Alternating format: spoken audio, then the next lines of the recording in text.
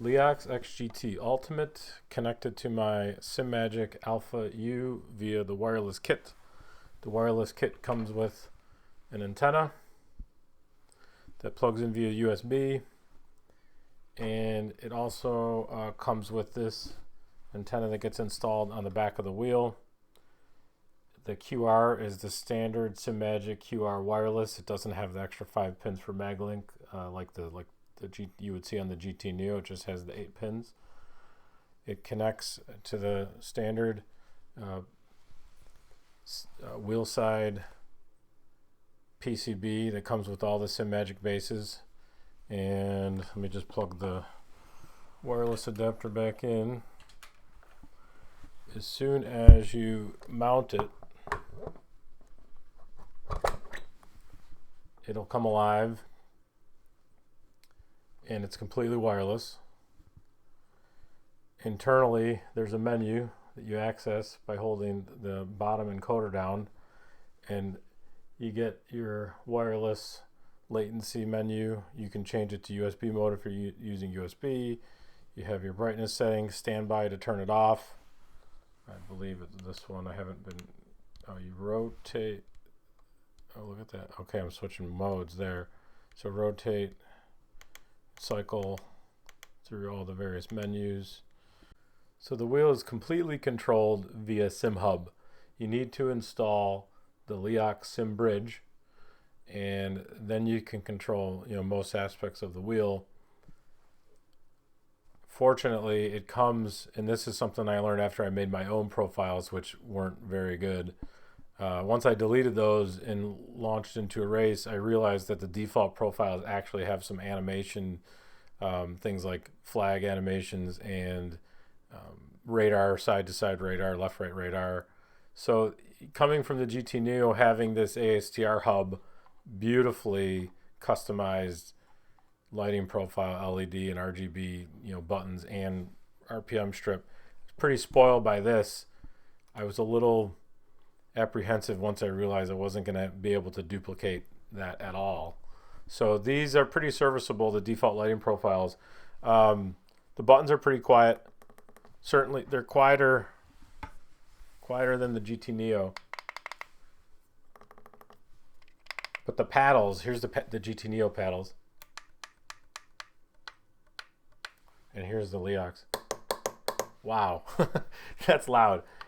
Anytime I comment anywhere on any forums, I always say I don't care about the sound of the paddles because I wear Audeze Maxwell's, which they're not active noise canceling, but they're closed back, and pretty loud. I can hear these even with the Audeze on, especially if my game volume's low and I'm chatting with friends on Discord or something. So yeah, these are loud. Wow. Buttons are not. Coders have good friction. So yeah, if you're buying this and expecting software from the company to help you, you're not customizing and whatnot. There's nothing. There's firmware for the wheel side QR. The wheel side wireless kit and the wheel itself. They reference in the manual dongle firmware, but I didn't see it, and it works, so I was gonna reach out and say, hey, I don't see where to download that, but it's working perfectly. No misshifts, no missed button pushes. It's amazing how well it works wirelessly with Simagic, completely powered, no USB plugged into the wheel at all. So that's awesome. I did notice when I was putting this back on that these grips do pick up a lot of lint, which I think that's fairly standard. The grips themselves are a lot narrower than the GT Neo. At the fattest point, by the way, I don't have a GoPro. This camera's over my head, and I'm slouched down really low so that you guys don't have to see my shiny bald head. So that's about 105 millimeters at its thickest point, where the Neo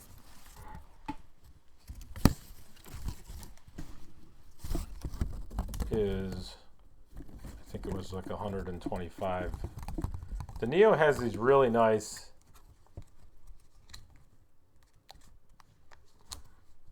fattest highest point. Yeah, I mean, that's damn near 130. 125, 130. The Neo has these really nice ergonomic kind of mold to it. And coming from the Neo to this wheel is a little bit of a shock to the hands, because these are narrow and they don't have as much of that bulge. And then the wheel itself is, trying to do this at a weird angle. Okay, the wheel itself is, you know, obviously not as wide too. So yeah, I'm having a little, that was brings me to, yeah, it's supposed to be 300. So yeah, going from the Neo to this has been a little bit of a shock to my system, my senses.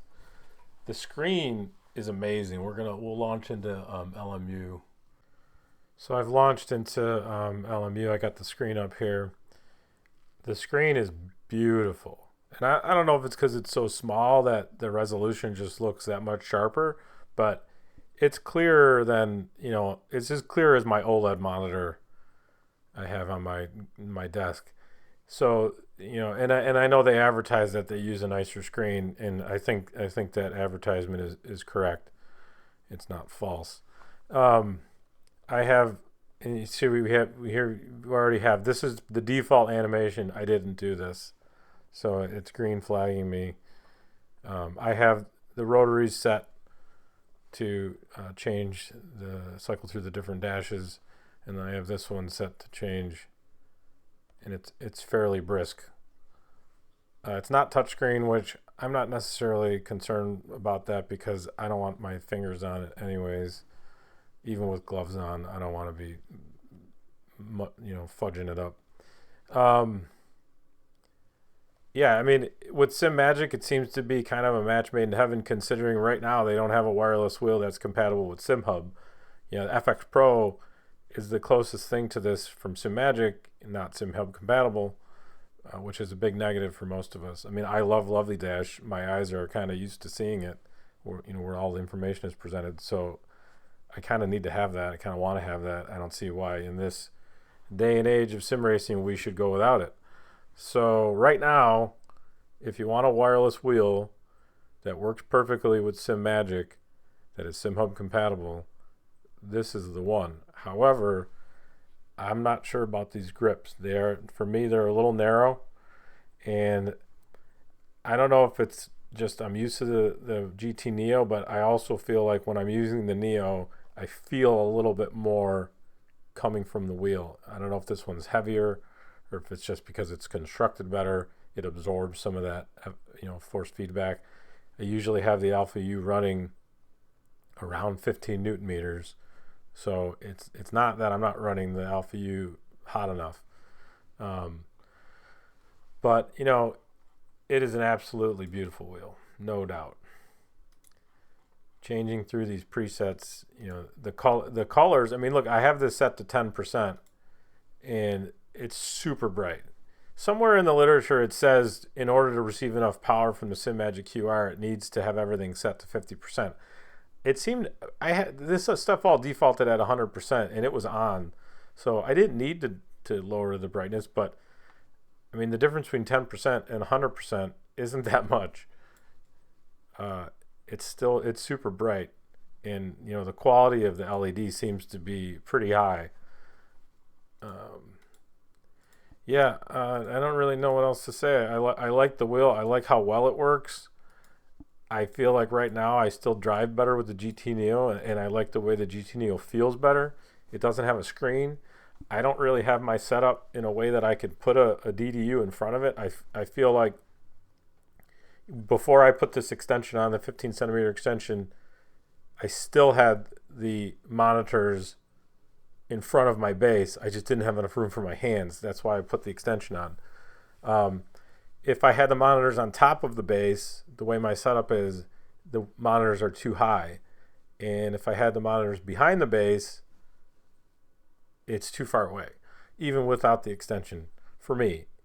And then also the base is in front of the monitor. So I wanted a screen. this seems to be, for, it was $864 USD with the wireless kit, with shipping, with tax, with everything. So for the price and the quality, I don't think you can do any better right now. There's my bald head creeping into the picture. But it's got to feel right in the hand. So I'm a little on the fence. I don't know if I'm going to try a grip tape maneuver or if I'm going to send it back and eat the 15% restocking fee. I don't know.